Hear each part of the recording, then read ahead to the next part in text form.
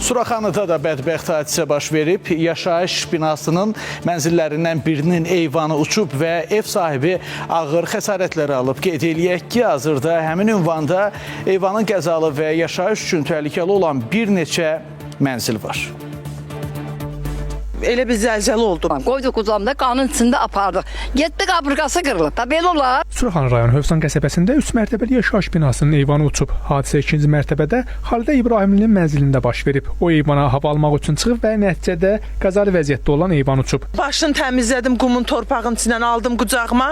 Ağlayırdı, özündə deyildi, gözü başı şişmişdi. Ayaqları sınıb, burnu iki yerə bölünüb, qabırğaları qırılıb. Binamızın köhnə olması və eyvanların qəzalı vəziyyətdə, bloklarımızın qəzalı vəziyyətdə olması. Yaralı ağır vəziyyətdə xəstəxanaya aparılıb. Bədənin müxtəlif nahiyələrindən cərrahi əməliyyat olunub və hazırda müalicəsi reanimasiyada davam etdirilir.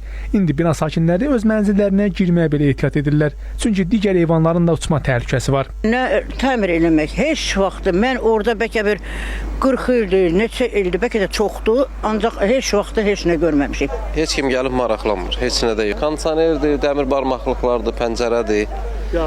Yararsız vəziyyətdədir, göz qabağında. Sakinlərin sözlərinə görə təkcə eyvan uçan binanın deyil, ərazidə olan digər binaların eyvanları da təhlükə saçır. Bədbəxt hadisənin baş verdiyi bu binanın 72 yaşı var. Hansı ki, sakinlər bildirilir bu müddət ərzində binada bir dəfə də olsun təmir işləri aparılmayıb.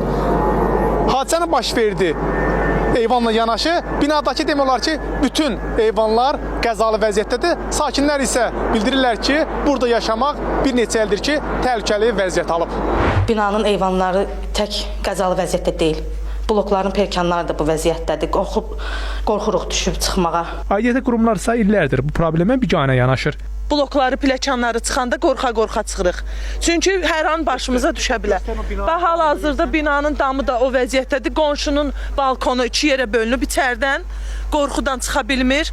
Ərazi üzrə 104 saylı mənzil kommunal istismar sahəsinin rəisi deyir ki, binanın eyvanlarının qəzalı vəziyyətdə olması ilə bağlı Fövqəladə Hallar Nazirliyinə məktub ünvanlanıb. Binanın qəzalı olması ilə bağlı da Fövqəladə Hallar Nazirinə məktubla müraciət olunub. Hələ cavab gəlməyib, rəy bildiriləcək. O ki qaldı, eyvanın təmiri və xəsarət alan sakinin müalicə xərclərinə Dəymiş ziyan da ekspertlərin rəyindən sonra məlum olacaq. Aidiyyət təşkilatlara müraciət olunub, balkon bərpa. Məlumatda toplamışıq ki, nə var, nə yox, necə.